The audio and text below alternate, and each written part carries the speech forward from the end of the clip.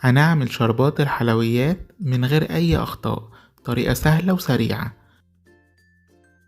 هنستخدمه في الكنافة، في القطايف، في البسبوسة، في أي حلويات عندنا.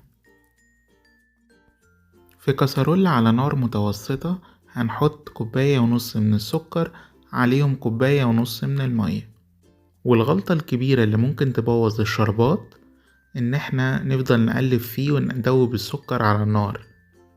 احنا هنسيبه لغاية ما يدوب تماما لوحده، وبعد الغليان هياخد من 5 ل7 دقايق تقريبا. وبعد الغليان ب3 دقايق هنبتدي نحط عليه عصير نص ليمونة صغيرة.